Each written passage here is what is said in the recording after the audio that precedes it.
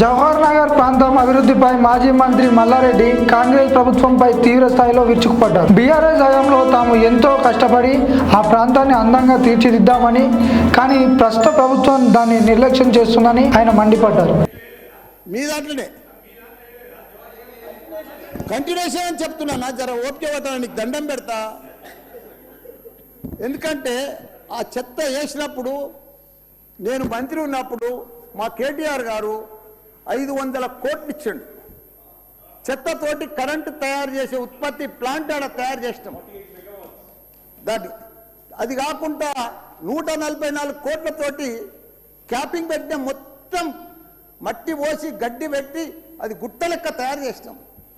దానికి తోడు వర్షాకాలంలో అందులో వచ్చిన మురుగునీళ్ళు అంత వస్తే ఫిల్టర్ చేసేందుకు 250 కోట్లు ఇచ్చినాం. వాటర్ ఎస్టీపీ అంత బాగా చేస్తే అందంగా వాసన రాకుండా చేస్తాం నా మంత్రి ఉన్నప్పుడు మా కేటీఆర్ సార్. అటువంటిది ఇప్పుడు 2 సంవత్సరాలు 4 నెలల సంది భరించలేము. కొత్త గుట్ట చెత్తకుండి తయారు చేసిరు కొత్తది ఒకటి. అది రోగాన బారి పడుతున్నారు. వాటర్ల పొల్యూషను, గాలిల పొల్యూషను, భూమిల పొల్యూషను, మురికి నీరు ఉండలేక 2 లక్షలన్నర ప్రజలు ఉంటున్నాడు. దయచేసి అన్న శ్రీధర్ అన్న, నువ్వంటే నాకు చాలా అభిమానం.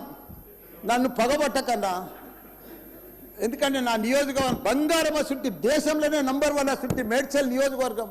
దాన్ని తుకుడలు అచలం కుతలం చేసేది. దాన్ని ఇప్పుడు దాన్ని 61 గ్రామాలు ఉండే, 3 మున్సిపాలిటీ కార్పొరేషన్లు ఉండే, 7 మున్సిపాలిటీ ఉండే. దాన్ని తీసుకుపోయి మొత్తం జిహెచ్ఎంసీ చేసారు. ఇప్పుడు 16 వార్డులు చేసారు. దాన్ని ఒక మోరీలు లేవు, రోడ్లు లేవు, డ్రైనేజీలు లేవు, కరెంట్ స్తంభాలు లేవు, ఏమీ లేదు. ఇంకా మారుమూలు గ్రామాలే ఉన్నాయి, పెంకిటిల్లే ఉన్నాయి.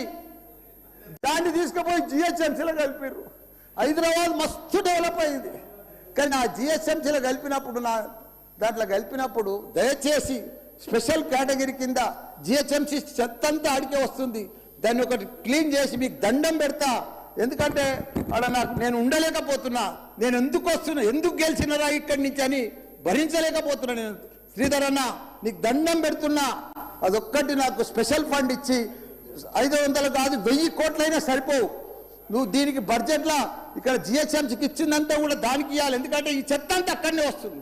అక్కడ కూడా ప్రజలన్నా, పేద ప్రజలన్నా, డెవలప్ లేదన్నా, మోరీలు లేవన్నా, రోడ్లు లేవన్నా, లైట్లు లేవన్నా, చచ్చిపోతున్నారన్నా, రోజు ఒకరు చచ్చిపోతున్నారన్నా, హాస్పిటల్ బారిన పడుతున్నారన్న ప్రజలంతా. నేను చూడలేకపోతున్నా, నేను భరించలేకపోతున్నాను. నీకు దండం పెడతా. ఇదొక్కటి నాకు స్పెషల్. ఒక్కసారి మీరు ఇన్స్పెక్షన్ చేసి అక్కడ రావాలని కూడా కోరుతున్నా. మీరు ఈ నడుమ ఇనాగ్రేషన్ కూడా వస్తలేరన్నా. ఆ మహేందర్ రెడ్డిని పంపిస్తురన్నా. మీరు కావాలనే వస్తురన్నా, కుట్ర పంతురన్నా, నా మీద కుట్ర పంతురన్నా. ప్లీజ్ దయచేసి